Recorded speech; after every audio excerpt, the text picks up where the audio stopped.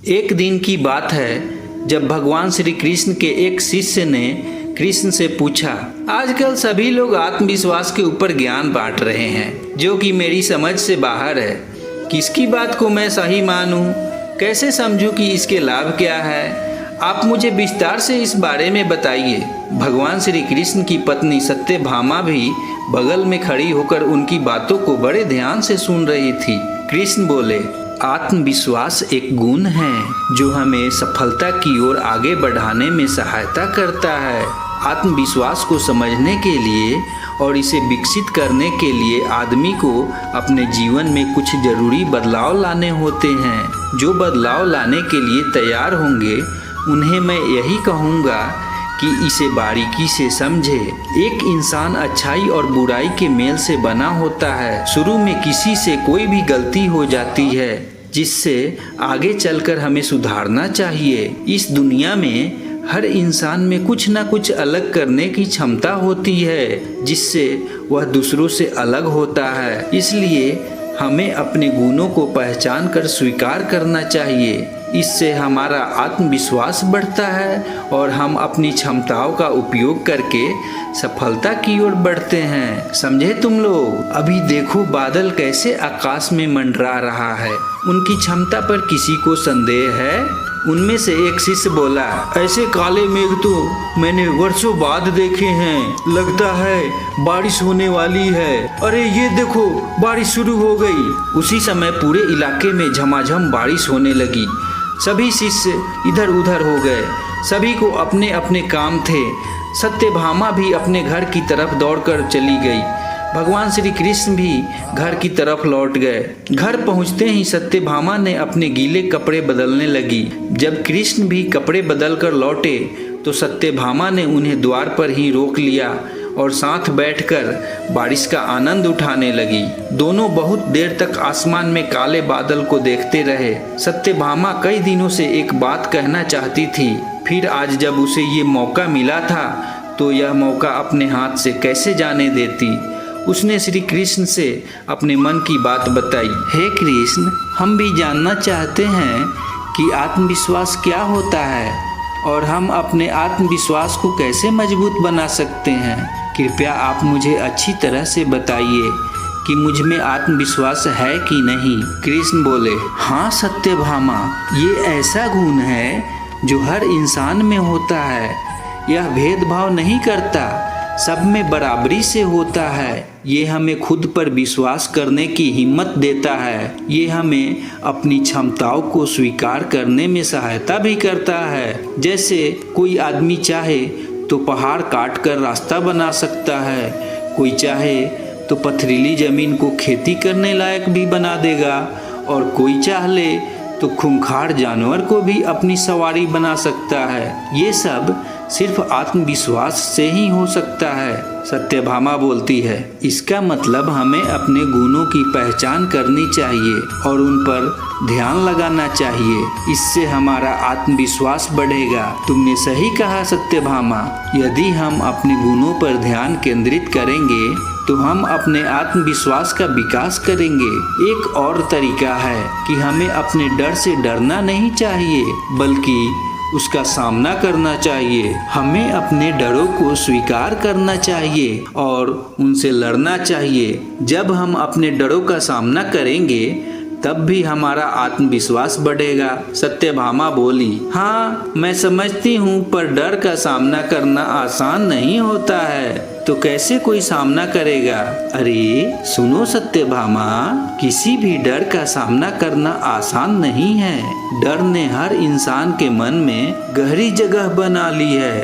इस डर को हमेशा हमेशा मिटाने के लिए हमें अपनी शारीरिक, मानसिक और भावनात्मक सेहत की देखभाल करनी चाहिए। नियमित रूप से व्यायाम, सही खान पान, पर्याप्त आराम और ध्यान के अभ्यास से इसे हराया जा सकता है।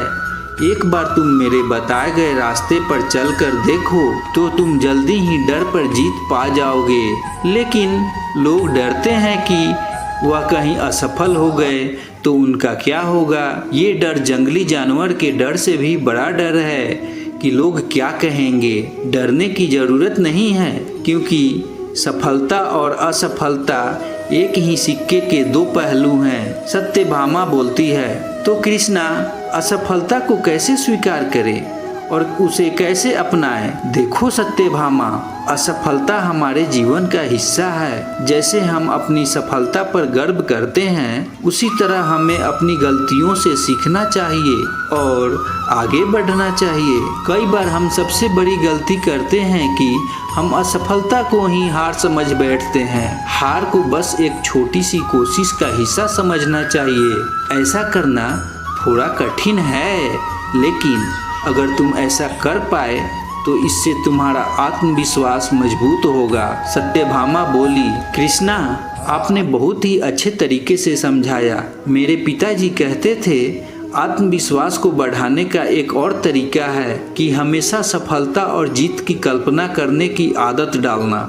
हमें जीत की कल्पना करनी चाहिए और उसे वास्तविकता में बदलने का प्रयास करना चाहिए। भगवान कृष्ण बोले, हाँ सत्यभामा, हमें खुद को सफल होते हुए देखने की आदत डाल लेनी चाहिए। हमें सफलता की तस्वीर बनाकर और उसे अपनी सोच और कार्यों में लाना पड़ेगा। इससे हम आत्मविश्वास को बढ़ा सकते हैं। इस तरह हम सफल जीवन जी सकते हैं। हम सब अपने जीवन में सफल होना चाहते हैं और आत्मविश्वास हमें सफलता की ऊंचाइयों को प्राप्त करने में मदद कर सकती है। फिर सत्यभामा बोली, अब आप ये बताइए कि सफलता की कल्पना करने के लिए क्या करना चाहिए? सुनो सत्यभामा, सफलता की कल्पना करने के लिए हमें अपने मन की आंखें बंद करके अपनी सफलता की कल्पना करनी चाहिए। हमें यह विचार करना चाहिए कि हम अपने लक्ष्य को पूरा कर चुके हैं और उसे महसूस कर रहे हैं। जैसे ही हम इस कल्पना में जीना शुरू करेंगे तो हमारा मनोबल और आत्मविश्वास बढ़ेगा। सफलता या जीत की कल्पना करते समय हमें यह भी समझना चाहिए कि कैसा महसूस होगा जब हम अपने लक्ष्य को पूरा करेंगे।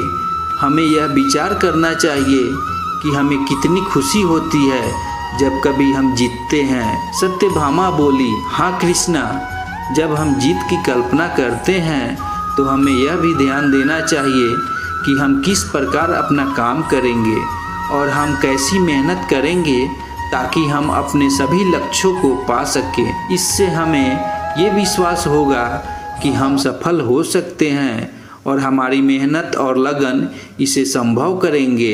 कृष्णा बोलते हैं, ठीक कहा। हमें ये याद रखना चाहिए कि सफलता की कल्पना करने से हमारी सोच और समझ पूरी तरह से बदल जाते हैं। हम अपने लक्ष्य को साफ साफ देखने और अनुभव करने लगते हैं, जिससे हमें उसे प्राप्त करने की शक्ति मिलती है। सत्यभामा बोलती है, जी कृष्णा, सफलता की कल्पना करने से हम अपने लक्ष्य की ओर बढ़ने के लिए उत्साहित होते हैं। हमारा मन और आत्मविश्वास मजबूत होता है, जिससे हम डर और चुनौतियों से लड़कर जीत सकते हैं। जिसने मन में यह ठान लिया कि उसे कोई नहीं हरा सकता, तो उसकी जीत पक्की होती है। फिर भगवान कृष्ण बोले, हमें यह समझना चाहिए कि जीत की कल्पना करना हमारे जीवन में एक महत्वपूर्ण हिस्सा है। हमें सफलता की कल्पना करने की आदत बना लेनी चाहिए और उसे अपने जीवन का हिस्सा बना लेना चाहिए। सत्यभामा भगवान कृष्ण को धन्यवाद करती है और बोलती है, आपके बताए गए आदर्श और उपयोगी तरीके से जीत की कल्पना करना मुझे आत्मविश्वास और सफलता की ओर बढ़ने में मदद करेगा। मैं इन तकनीकों को अपने जीवन में उतार कर अपने लक्ष्यों की प्राप्ति करने का प्रयास करूंगी। मैं अपने लक्ष्य की ओर अग्रसर रहूंगी और सफलता की कल्पना करती रहूंगी और आपके बताए रास्ते पर चलूंगी। मुझे विश्वास है कि मैं अपने सपनों को पूरा कर सकूंगी। मैं क्या, कोई भी इस रास्ते पर चलकर जीवन में वह सब प्राप्त कर लेगा जिसकी वह कल्पना कर रहा है। मैंने जीवन में कभी भी नहीं सोचा था कि सब कुछ होते हुए भी मुझे किसी चीज़ को पाने की इतनी ज़रूरत पड़ेगी। कई बार शांति भी ढूंढने से नहीं मिलती है, शांति की कल्पना से ही हम शांति को पा सकते हैं। अशांति ने आजकल मेरे जीवन को नर्क बना दिया था, खामोखा परेशान हो जाती थी, पर जब से आपके बताए रास्ते पर चली हूँ मैं जीवन को किसी दूसरे नज़रिए से देख पाती हूँ। मैं भाग्यशाली हूँ कि मुझे आपका आशीर्वाद मिला है। दोस्तों, सत्यभामा की तरह हमें भी कृष्ण की बताई गई आत्मविश्वास भरी बातों को मानना चाहिए और अपना आत्मविश्वास बढ़ाकर रखना चाहिए। दोस्तों, कैसी लगी ये मधुर वाणी? कमेंट करके अपनी राय ज़रूर बताइएगा और वीडियो को लाइक कीजिएगा तथा चैनल को सब्सक्राइब कर लीजिएगा।